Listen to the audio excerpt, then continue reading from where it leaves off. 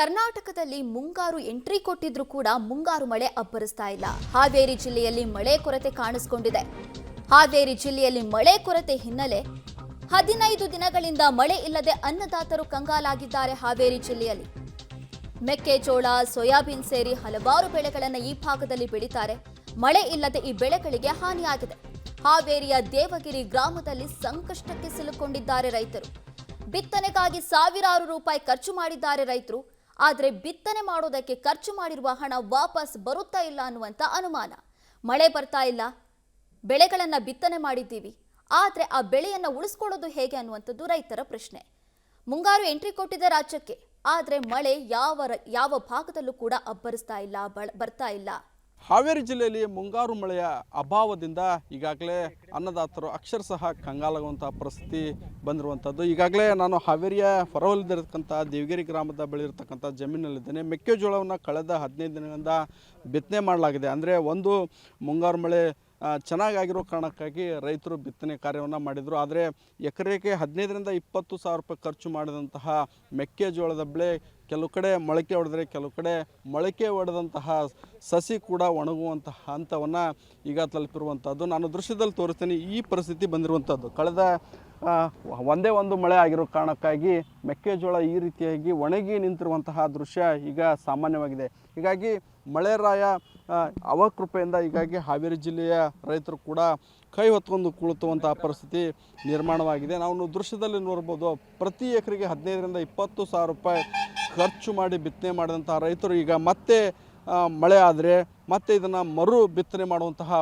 ಹಂತಕ್ಕೆ ತಲುಪಿರುವಂಥದ್ದು. ರೈತರು ಕೂಡ ಬೆಳೆಗಳನ್ನು, ಸಸಿಗಳನ್ನು ಹಿಡ್ಕೊಂಡು ನಿಂತಿರುವಂಥದ್ದು ದೃಶ್ಯಗಳಲ್ಲಿ. ಅಂದರೆ ಮೊಳಕೆ ಹೊಡೆದಂತಹ ಬೆಳೆಗೆ ಈಗ ನೀರಿಲ್ಲದೆ ಸಂಪೂರ್ಣವಾಗಿ ಒಣಗ್ತಾ ಇದೆ. ಹೀಗಾಗಿ ಮಳೆ ರಾಯ ಯಾವಾಗ ಬರ್ತಾನೋ ಅನ್ನೋ ದಾರಿಯನ್ನು ಕಾಯುವಂತಹ ಪರಿಸ್ಥಿತಿ ಕೂಡ ಈಗ ನಿರ್ಮಾಣವಾಗಿದೆ. ನಮ್ಮ ಜೊತೆಗೆ ರೈತರಿದ್ದಾರೆ, ಅವರನ್ನು ಮಾತನಾಡಿಸುವಂಥ ಕೆಲಸವನ್ನು ಮಾಡ್ತೀನಿ. ಯಾವ ರೀತಿ ರೈತರಿಗೆ ಸಮಸ್ಯೆ ಆಗಿರುವಂಥದ್ದು?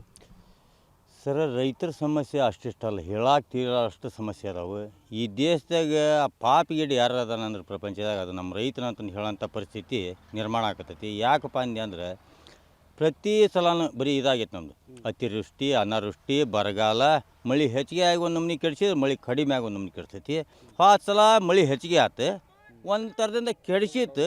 ಇದ್ದದ್ದು ಪೀಕರ ಮಾರೋಣಪ್ಪ ಅಂದೆ ಅಂದ್ರೆ ಆ ರೇಟ್ 2400 ಕೊಡ್ತಾನೆ ಅಂತಂದು ಮತ್ತು 1600 ರೂಪಾಯಿಗೆ 1500 ರೂಪಾಯಿಗೆ ತಗೊಂಬಂದ್ರೆ ಈ ಸಲ ಏನಾಗೈತಿ ಅಂದ್ರೆ ಬಾಳೆವು ನಮ್ಮದು ಬಿತ್ತಿದ್ದು ಗೊಬ್ಬರ ಹೋಗಿಲ್ಲ. ನಿಮ್ಮ ಇದ್ರೆ ತೋರ್ಸಾಕತ್ತದ ನಾನು ಇಲ್ಲಿ ಬಿತ್ತಿದ ಪೀಕ್ ಇಲ್ಲಿ ನೋಡಿ, ಇಲ್ಲಿ ಒಂದೊಂದು ಅರ್ಧ ಇಂಚು ಇಲ್ಲ, ಇನ್ನೂ ಬೀಜನೂ ಅದಕ್ಕೆ ಬಿತ್ತಿದ್ದು ಬೀಜ ಕರಗಿಲ್ಲ. ಇಂಥ ಪರಿಸ್ಥಿತಿ ಐತಿ. ಇದು ಕಡಿಮೆ ಅಂದ್ರೆ ನಾವು 25-30 ಸಾವಿರ ರೂಪಾಯಿ ಖರ್ಚು ಮಾಡೀವಿ. ಹೊಲ ಹೊಡೆಯೋದು, ಬಿತ್ತನೆ, ಬೀಜ, ಗೊಬ್ಬರ, ಇನ್ನು ಲಾವಣಿದು ಅಂತ ಸೇರಿ 45 ಸಾವಿರ ರೂಪಾಯಿ ಒಂದು ಎಕರೆ ಖರ್ಚು ಬರ್ತೈತಿ. ಇದನ್ನೆಲ್ಲ ಖರ್ಚು ವೆಚ್ಚ ತೆಗೋದು, ನಾವು ಇದರ ಲಾಭ ತಕ್ಕೋಬೇಕಾರೆ ಹೆಂಗೆ ತಕ್ಕೋಬೇಕು, ಏನು ಊರ್ಲಕ್ಕೆ ಅನ್ನೋಂಕರ ಒಂದು ಬಾಕಿ ಓದೋದು ನಮ್ಮ ರೈತರದ್ದು. ಅದನ್ನು ಬಿಟ್ಟರೆ ಬೇರೆ ಇಲ್ಲ. ಯಾಕಂದರೆ ಅಲ್ಲಾರ ಒಂದು 5 ಲಕ್ಷ ರೂಪಾಯಿ ಸಿಗ್ತೈತಿ, ನಮ್ಮ ಮಂತೆನ ನಡಿತೈತಿ ಅನ್ನೋ ನಾವು ಸತ್ಯ ಅನ್ನೋಂಥ ಪರಿಸ್ಥಿತಿ ರೈತರಲ್ಲಿ ನಿರ್ಮಾಣ ಆಗೈತಿ ಇವತ್ತು. ಮತ್ತೊಬ್ಬರು ರೈತರಿದ್ದಾರೆ, ಅವ್ರನ್ನ ಮಾತಾಡ್ಸೋಣ. ಸರ್, ನೀವು ಎಷ್ಟು ಮೆಕ್ಕೆಜೋಳ ಹಾಕಿದ್ರಿ? ಯಾವ ರೀತಿ ಮಳೆ ಇಲ್ಲದಕ್ಕೆ ಯಾವ ರೀತಿ ಹಾನಿಯಾಗಿರುವಂಥ? ಸರ್, ಮಳೆ ಇಲ್ಲದಕ್ಕಂತಂದ್ರೆ ಈಗ ಸುಮಾರು 8 ಎಕರೆ ಸರ್, ಮನೆ ಹೊಲ 6 ಎಕರೆ ಐತೆ ಸರ್ ನಮ್ದು. ಮತ್ತು ಲವಣಿ ಹೊಲ ಒಂದು 2 ಎಕರೆ ಮಾಡ್ತೇವೆ. 8 ಎಕರೆ ಬಿತ್ತಿದ್ದೇವೆ ಸರ್. 8 ಎಕರೆಗೆ ನಂದು ಕಡಿಮೆ ಅಂದ್ರೆ 1,20,000 ರೂಪಾಯಿ ಖರ್ಚು ಬಂದಂಗೆ ಆಯ್ತು ಸರ್. 1,20,000 ರೂಪಾಯಿ ಖರ್ಚು ಬಂದ್ರೆ ಸರ್ ಆಗ ನಮ್ಗೆ ಈ ಅಳಲನ್ನು ನಾವು ಯಾರ ಮುಂದೆ ಹೇಳ್ಕೋಬೇಕಂತಂದ್ರೆ ತಿಳಿಲಾರ್ದಂಗೆ ಆಯ್ತು ನೋಡಿ ಸರ್. ಈಗ ಹೆಚ್ಚು ಕಮ್ಮಿ ಮಳೆ ಬಿತ್ತಿದ್ದೇವೆ ಸರ್. ಮಳೆ ಸಂಪೂರ್ಣ ಆಗುತ್ತೆ, ಚಲೋ ಆಕೈತೆ ಬಿಡಪ್ಪ, ಮುಂದೆ ಆಗ್ಬೋದು ಅಂತ ಭರೋಸೆ ಇಟ್ಕೊಂಡು ಬಿತ್ತಿದ್ರೆ ಸರ್. ಅವತ್ತು ಹೋಗಿದ ಮಳೆ ಇವತ್ತಿನವರೆಗೆ ಇಲ್ಲ ಸರ್. ಬಿತ್ತಿ 15 ದಿವಸ ಆದ ಸರ್. ನಾವು 15 ದಿವಸ ಆದ್ರೂ ಆ ಬೀಜದ ಅಂತ ಗೊಂಜಾಳದ ಬೀಜಕ್ಕೆ ಅವ್ರಿಗಿಲ್ಲ ಸರ್ ನಮ್ಗೆ. ಅದಕ್ಕೆ ಭಾಳ ನೋವು ಅನ್ಸಾಕತ್ತೈತೆ ಸರ್ ನಮ್ಗೆ. ಇದಿಷ್ಟು ರೈತರ ಅಳಲು ಅಂತ ಹೇಳ್ಬೋದು. ಅಂದರೆ ಕಳೆದ 15 ದಿನದಿಂದ ಒಂದು ಉತ್ತಮ ಮಳೆ ಆಗಿತ್ತು. ಆ ಮಳೆಗೆ ರೈತರು ಬಿತ್ತನೆ ಮಾಡಿದರು. ಆದರೆ ಈಗ ನಿರಂತರವಾಗಿ ಮಳೆ ರಾಯನ ಅವಕೃಪೆಯಿಂದ ಈಗಾಗಲೇ ಮೆಕ್ಕೆಜೋಳ, ಸೋಯಾಬೀನ್ ಸೇರಿದಂತೆ ಹಾವೇರಿ ಜಿಲ್ಲೆಯ ಬಹುತೇಕ ಬೆಳೆಗಳು ಈಗಾಗಲೇ ಒಣಗಲಿಕ್ಕೆ ಹೋಗ್ತಾ ಇದ್ದವು. ಕ್ಯಾಮ್ರಾಮನ್ ನಾಗರಾಜ್ ಜೊತೆ ಪಬ್ಲಿಕ್ ಟಿವಿ, ಹಾವೇರಿ.